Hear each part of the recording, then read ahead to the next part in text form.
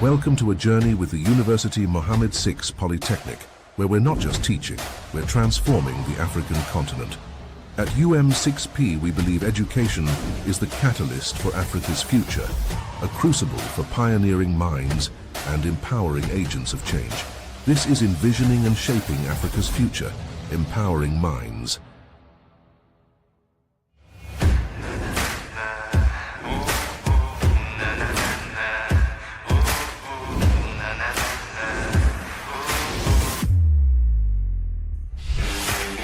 Our mission goes beyond the horizon, actively shaping what's to come. In our narrative, each student is a beacon of hope and determination, standing at the precipice of change, envisioning and shaping a future filled with potential and progress. In the Science and Technology division, we're cultivating green revolutionaries, tech innovators, and industrial game changers. Envisioning and shaping a sustainable Africa, our students fuse tradition with technology, leading sustainable, clean, better, simpler future. In the Health Division, we're molding health pioneers. Our students, poised before state-of-the-art facilities, bridge current medical excellence with future healthcare breakthroughs. In Business and Management Division, we're mentoring business leaders. Overlooking vibrant cityscapes, UM6P nurtures the next generation of entrepreneurs to steer Africa's economic destiny. In Social Sciences, Economics and Humanities Division, we're nurturing change makers. Amidst African debaters, our students engage in critical conversations, shaping the continent's social and cultural evolution. Every narrative at UM6P amplifies our commitment to Africa's future. We're turning contemplation into action, potential into reality. Join us at UM6P, where your education transcends the classroom to become a legacy of positive change. Be part of the visionary community leading Africa into a brighter, sustainable, and technologically advanced future. Click, apply, and join the movement.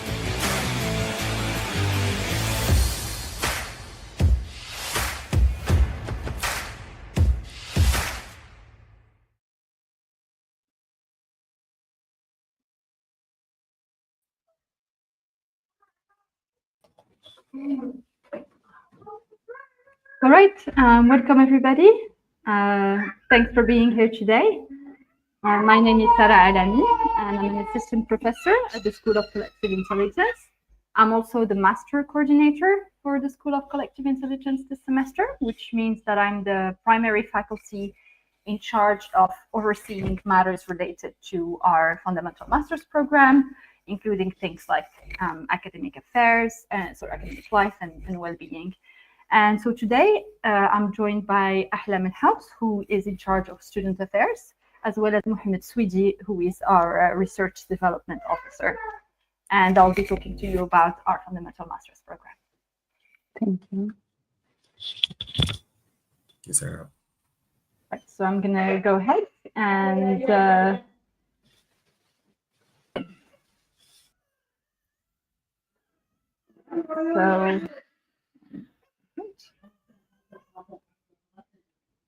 all right, so the School of Collective Intelligence was launched in 2019.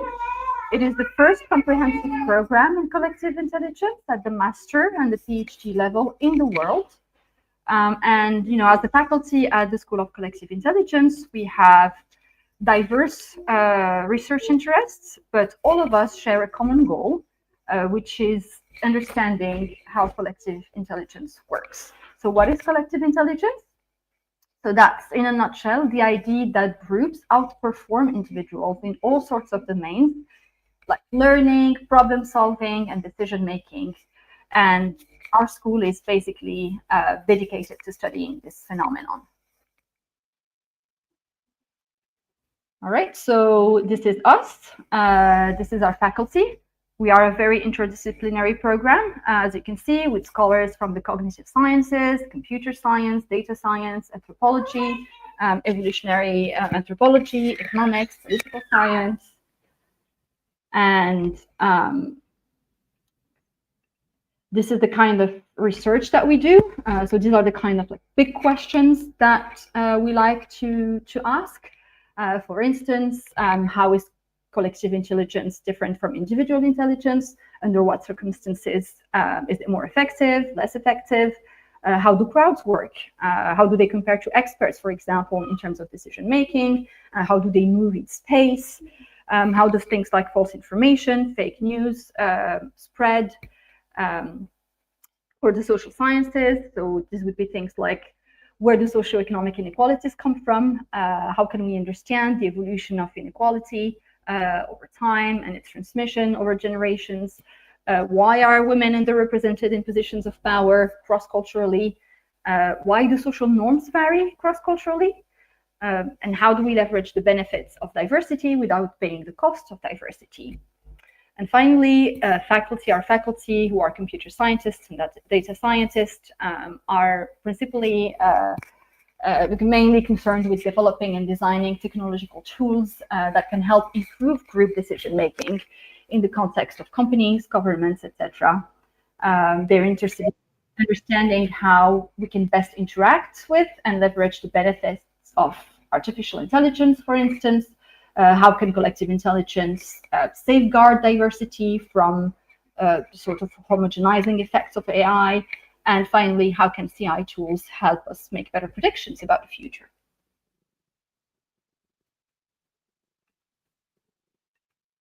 And so our master's program has 3 areas of expertise: human behavior and cognitive science. And the goal here is to learn how people think and behave individually as well as groups. We have a computer and data science component. So how can we build and use tools to leverage the power of groups? And finally, a leadership and participatory methods component. And the goal with that is to understand the organizational hierarchy of groups, so how groups are organized in order to make them more efficient and facilitate cooperation. And that's at all levels, whether it's companies, governments, any institution, or any human group. And so our master's program is 2 years long. It's divided into 4 academic semesters. And during the first 3 semesters, as you can see, students mostly take classes, a variety of classes. So it's really very interdisciplinary. And at the end of this the 3rd semester, the last semester, during the 4th semester, they undertake a 6-month internship, and they can do that either with a company. So these are examples of internships of companies that have been working with our students or that are currently working with our students. And usually they're supervised by a faculty member.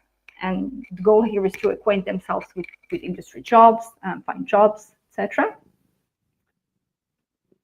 Or if they wish, if they're more interested in conducting research, they can opt to work more closely with one of or a few of our faculty members. And very often, this research internships also involve international collaborations.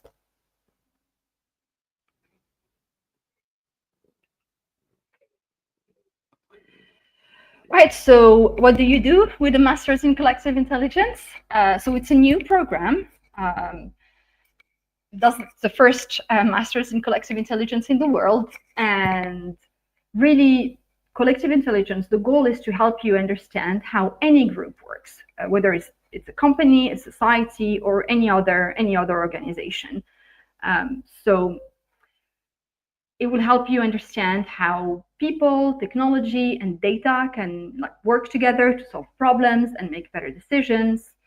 And because our degree is so interdisciplinary, it really opens many doors, whether you're interested in, say, management. So for example, there's a lot of companies who are interested in moving from more hierarchical structural organizations to sort of a more democratic one, more horizontal ones, from more vertical organizations to more horizontal ones. And so collective intelligence provides tools to do that. And in our master's degree, you'll learn how to work with companies in order to achieve that.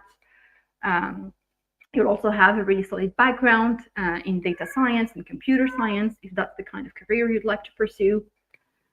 And like companies, sometimes governments or governmental organizations are also looking into making changes to their internal organization or increasing participations of their citizens, etc. And so at SCI, you also learn to develop tools, technological tools, technological innovations, but not just technologies, also human tools that help with democratic innovation, that facilitate decision making and ensures everybody is represented in the process. And so that, of course, could lead to careers in government, NGOs, etc. And finally, we have a very good track record of admission into PhD programs, very often in prestigious programs in Europe, in the United States, if an academic career is something of interest.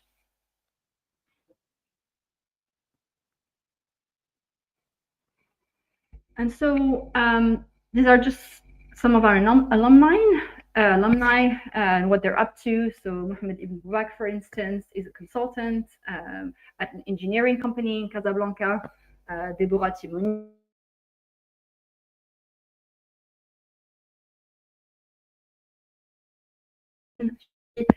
is still at UM6P as a research associate, working with the International Water Research Institute, and so is Ahlam Abid, who is working with JPAL. Finally, Aki Madaniran is a lecturer at the Department of County Council in the UK. And if you'd like more information, I invite you to visit our website. So there you'll find information about our faculty, the research they do, our program, our information about our executive master as well. So we also have an executive branch, our publications, events, etc. And of course, you'll have the opportunity to ask questions at the end of this presentation. But if you also would like to ask questions afterwards, feel free to get in touch with us. So you can email our CI master email address if you have inquiries about our MA program and the application process, or get in touch with any one of us here. We'd be very happy to answer your questions. Yeah, so thank you so much for listening to me, and I'll open the floor to questions now.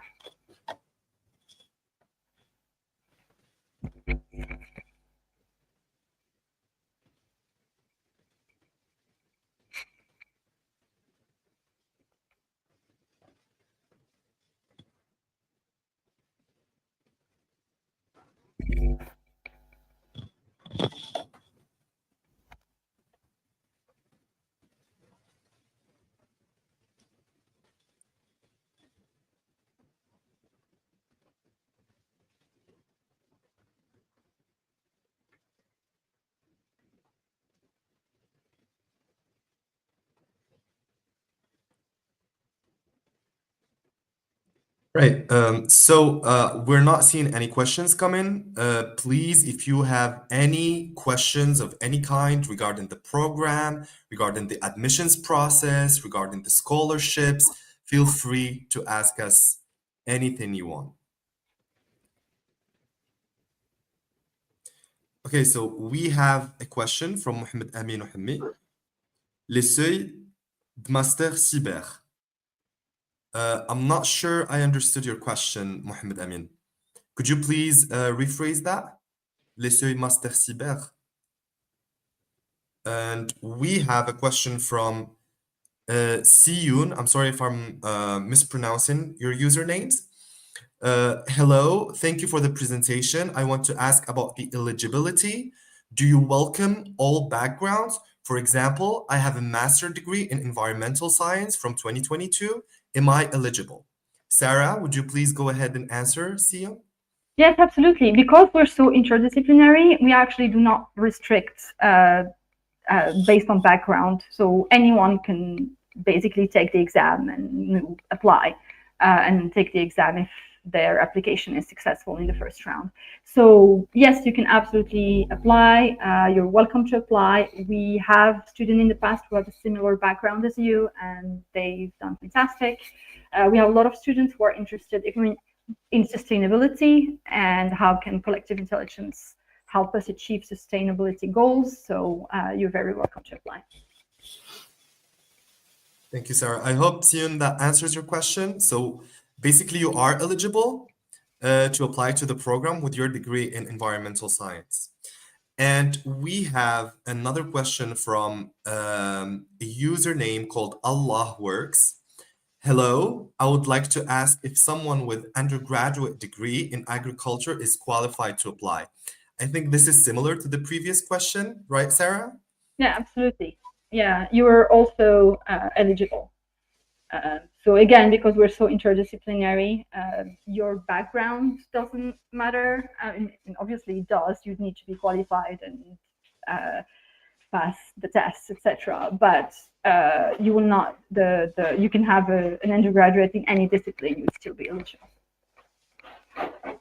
Thank you, Sarah. We have a question from Hamza Al-Harith, who asks how to get 100% scholarship. Okay, so maybe I could answer that question. Go ahead. All right, so feel free to help me out, Ahlam. So we have two types of scholarships. We have the Excellence Scholarship and we have the Social Scholarship. The social scholarship is based on socioeconomic criteria, depending of your background and your families. So if you come to our department, there is an entire procedure of reviewing every student's folder and see if they're eligible and qualified for the social scholarship, which could be 100%, depending on each person's socioeconomic background. And then we have an excellence scholarship. These are exclusive scholarships. They are very, very competitive, and they are awarded to the top 2 or 3, depending on the percentage that we receive each year from the foundations that fund our school. And they're usually awarded to top scoring students. So the students with the best academic track record, as well as the top performance students during the entrance exam and the interviews. I hope that answered your questions, Hamza. And we have another question from Allah Works. How about application and registration fees and scholarship coverages? All right. Ahlam, would you like to answer that question, or would you like me to go ahead? Yes, but about application of registration fees is the 5,000 dirhams. I'm sorry. It's necessary to pay it in first of the registration, and we can to reimbursement the student depends to grade of the scholarship. Like if you get 100% of your scholarship, you will reimbursement all of the registration fee. Yes, and there's also the tuition fees, which are much more higher, and they're usually covered by the scholarship that the school awards. All right, and we have a question from Dua Mir, who says, hello, thank you for your presentation. What about information and interaction design degree? Another question for you, Sarah. Yeah, I think, does that mean, am I eligible if I have a degree in information and interaction design? The answer is yes. Our eligibility is not based on the kinds of degree you have. It's based on how well you've done in your past degree and basically your application and your quality as an applicant. Thank you, Dua Amir, for that question. And I think, Sarah, just to set the record straight for all of the viewers, all programs are eligible as long as they are excellent students with excellent track record, right? Yeah, and an interest in collective intelligence, of course. And an interest in collective intelligence, indeed. Okay, so we have another comment. I'm not sure if this is a question from Siyun again. And they ask, if you permit, I want to know about the practical opportunities that you will provide the students during the program. So Sarah, I think this one is for you as well. Yeah, I think we can actually share this one. I can talk about the academic side of things, like for instance, you'd be working with first-class researchers, really excellent researchers who publish in Q1 journals, who are very active in terms of publishing, who most of them have PhDs from either Europe or the United States, and are well plugged into academic networks, etc. So you'd have the opportunity to really, really improve not only your data science skills, but also your your knowledge about not only collective intelligence, but all sorts of discipline. It really is a very interdisciplinary program. It will give you a very rounded, holistic education. You'll have a very solid background in the social sciences, a very solid background in the cognitive sciences. You'd be very, very good at data science, hopefully at the end of the program as well. So that's skills. Practical opportunities. So you will have the opportunity to do research with faculty if you want to. You can be quite heavily involved in research as a research assistant during your internships or even all throughout your program. We're a small program. We really do give priority to quality over quantity. So we have fewer students, but we really put a lot of effort into every single one of our students and have a close relationship with every single one of them and invest heavily in every single one of them. Our faculty are very accessible and very easy to get in touch with. They're always here to help you. We have a very broad network of collaborators abroad and in Morocco. So whether it's universities, NGOs, lots of ongoing international collaboration. I mean, that's why I think we do so well at placing basically our students into PhD programs afterwards, even if it's not necessarily the intended goal of the master's or the primary goal anyway. What else? These are classes that you're not going to find anywhere else. The classes we teach are quite niche, and it's a very coherent program. Like everything you learn in one class, will make sense, and it's unlikely that you'll find similar classes in other master programs. Basically, I think it's quite unique in Morocco and in the world as well. So that's for the practical side, so the more academic side of things. It's also fairly open in terms of what you want to do after. It's not going to constrain you or put you in a box after your master's degree. Really, you have lots of options. You can decide to become a consultant. You can decide to go into research. You can decide to go into government work. So there's a lot you can do with our degree. We see our students really blossom at the end of the degree as well. Like they come in and they also learn soft skills in addition to those hard skills. So in addition to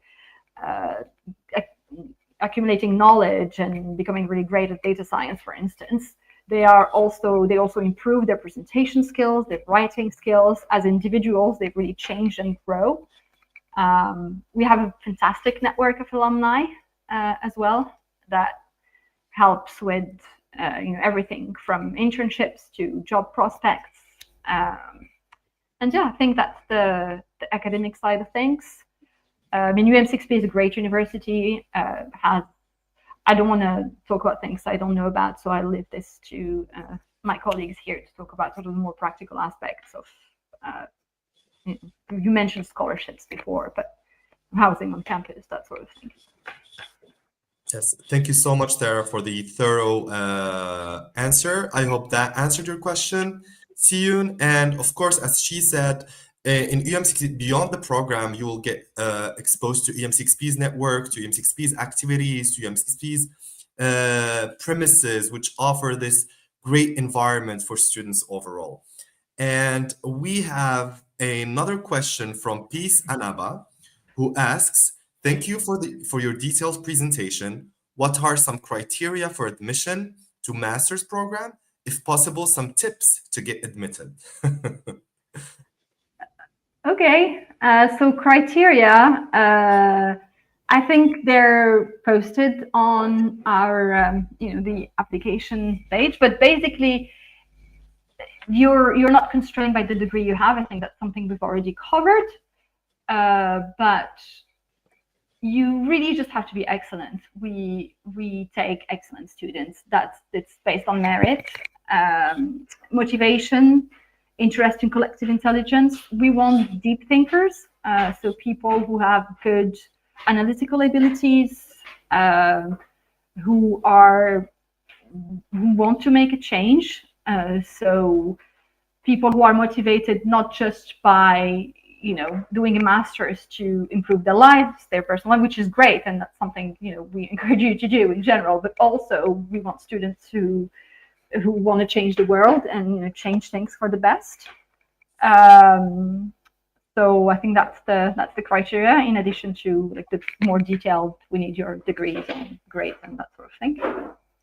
Thank you so much, Sarah. And I might offer a piece of advice, a tip, if you will, to piece, is as Sarah mentioned, we focus on the interest in collective intelligence and we actually grade your cover letters. So please pay close attention while drafting your cover letters and CVs, because those are taken in consideration as well.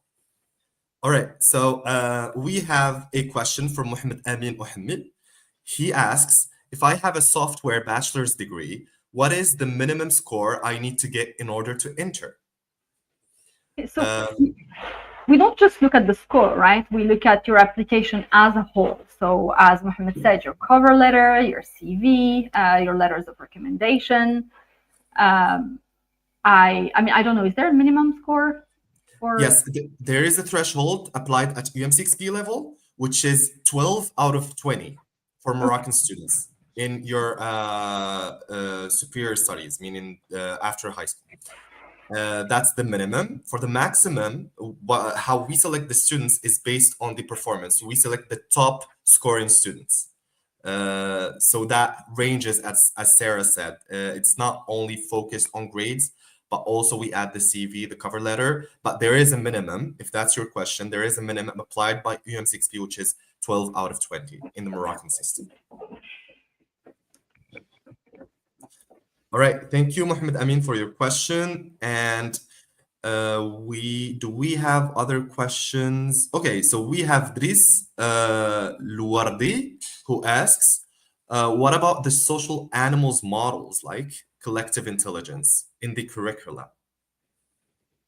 Yes, we don't just stick to humans. We do a lot of comparative cognition. So we have faculty actually who have a background in primatology, who work with other species, with chimpanzees, for instance, like Rebecca Kuhlman and Professor Kahal Madagain. So yes, we are interested in collective intelligence in general, and that includes animal behavior. And yeah, amongst us, there are specialists of animal behavior as well. Thank you, Sarah. We have a question from Ibrahim Munir, who asks, please, I want to know how competitive the admission is, even if you meet all the criteria. Okay, maybe I could answer that question. All right, so for the program, we usually receive a number of applications between 400 and 500 applicants.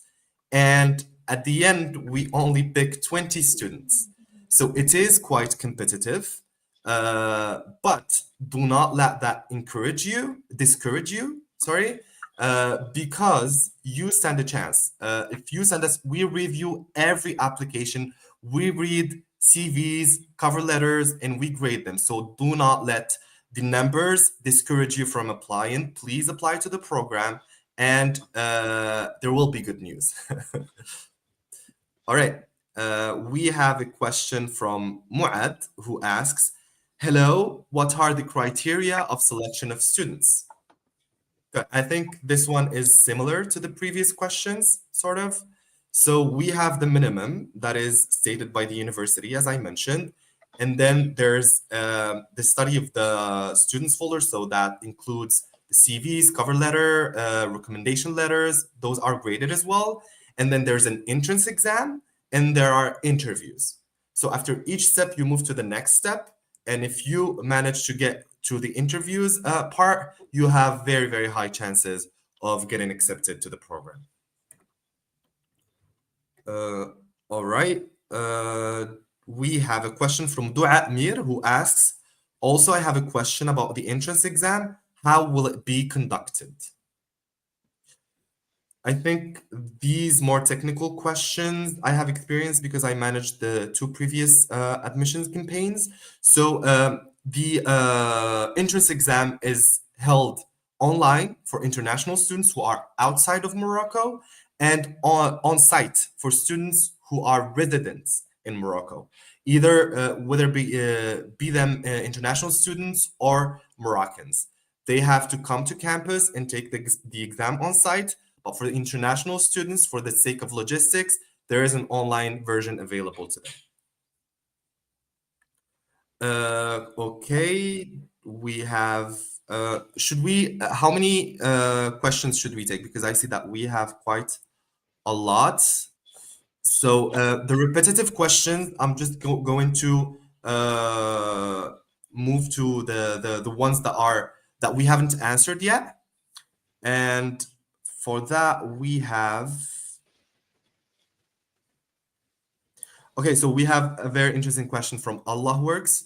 Again, I would like to ask if someone is still enrolled in undergraduate yet to graduate in July, and he or she doesn't yet have a diploma. Is it okay to use academic testimonial in statement of results? The answer is yes. You can do that. You can apply with your academic testimonial and statement of result. You don't have to be fully graduated because we understand that some students are still enrolled in their final year in the bachelor or a master's degree, and we take that into consideration as well. So you could apply with just your transcripts and a testimonial from your university. Yeah, but you must have your original documents approved during registration. It's mandatory to be after to have your original documents. You have to provide it in the school administration. Thank you, Ahlam. Welcome. I hope that answered your question. Allah Works. All right. So I see a question from Esther. Esther asks, I would like to know with which document I can replace the diploma or certificate of achievement, which was requested among the documents to be provided. This document is not issued in my country.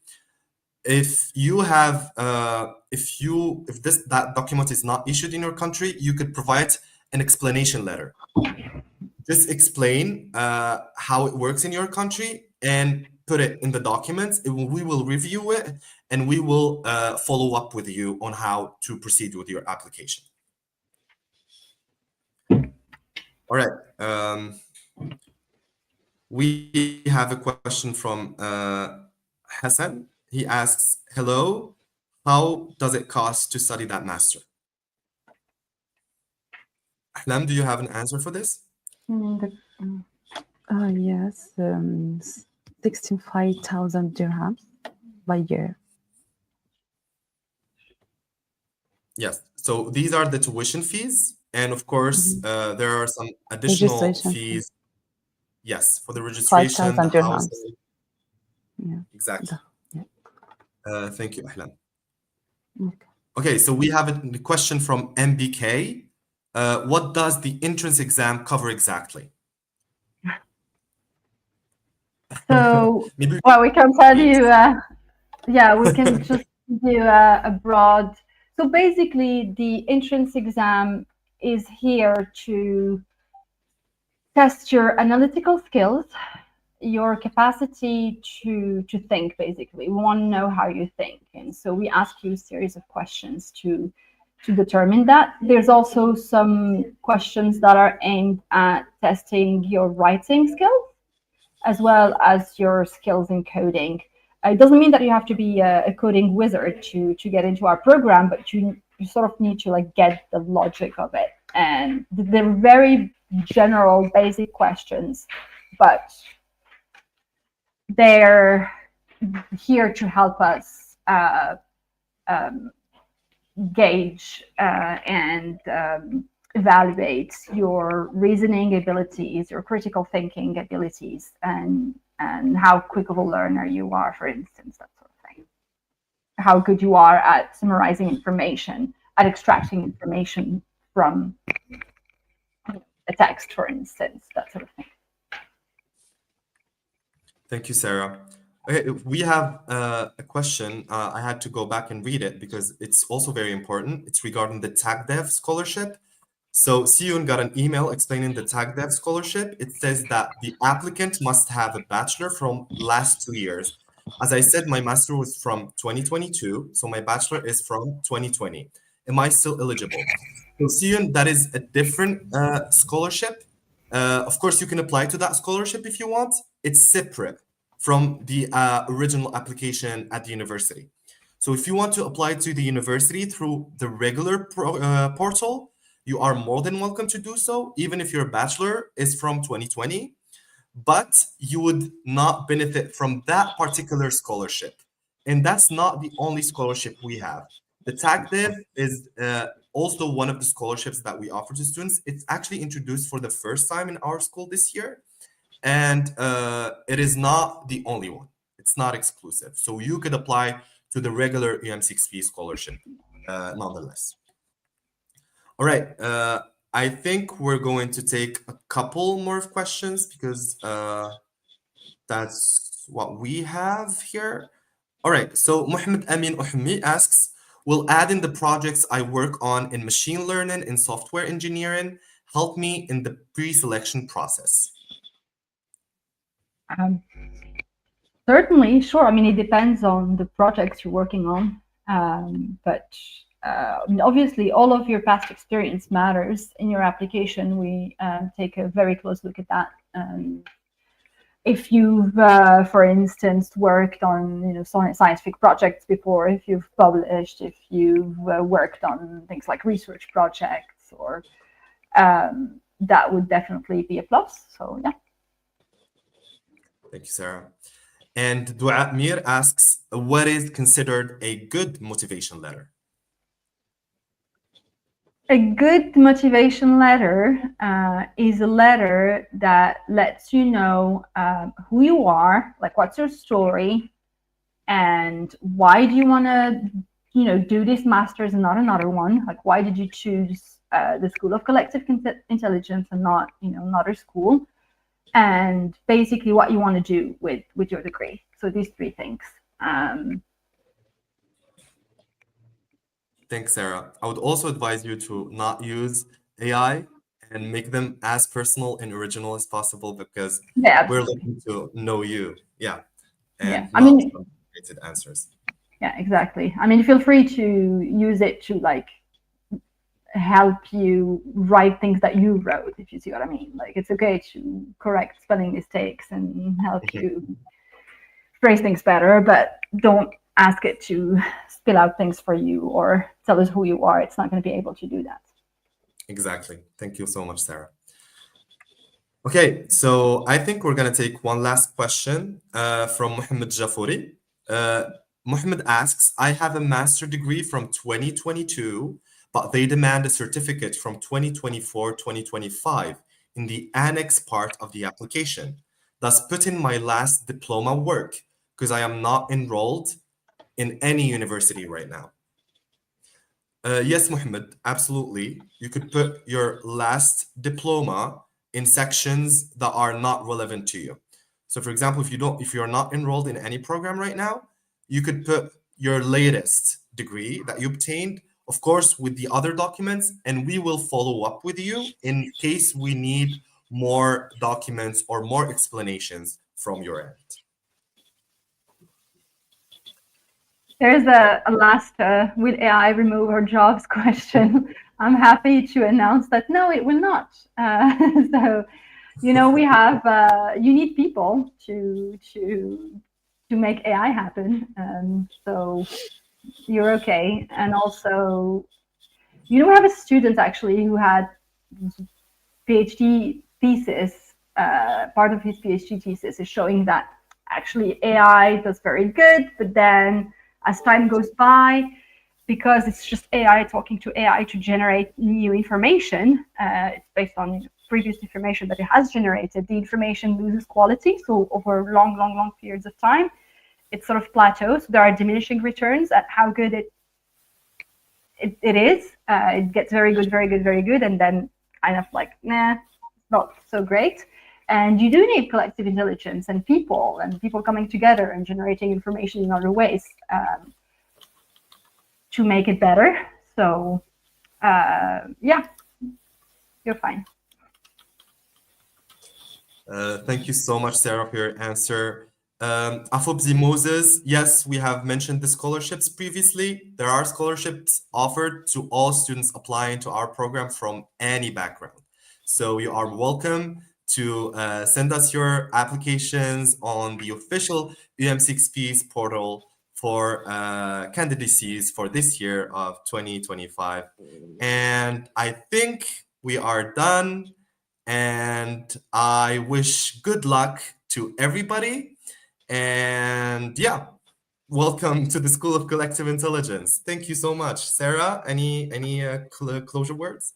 Yeah, thank you so much for attending this webinar. If you have any questions, please get in touch with us. We're happy to answer your emails, and we hope to see your application soon. Yeah, thanks.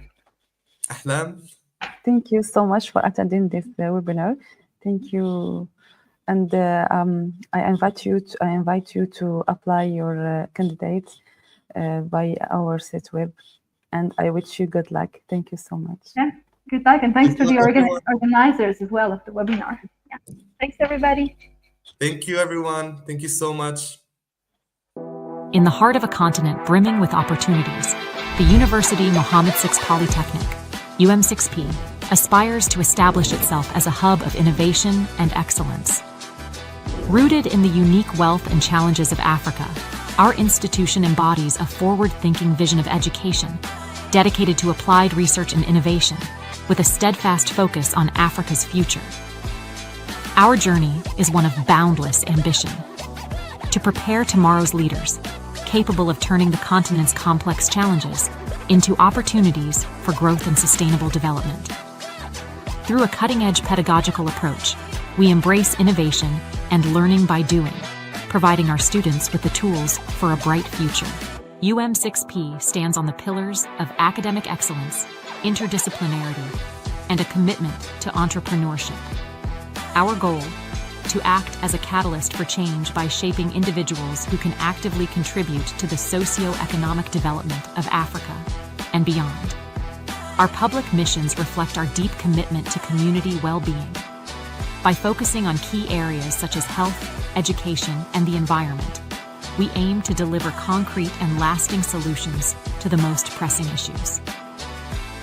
Recognizing the immense value of African diasporas, we strive to create bridges of knowledge and exchange. These communities, with their diverse experiences and skills, play a crucial role in forming a global network of knowledge, thus enriching our vision and amplifying our impact. Join the movement of those building the future. Click and join the movement.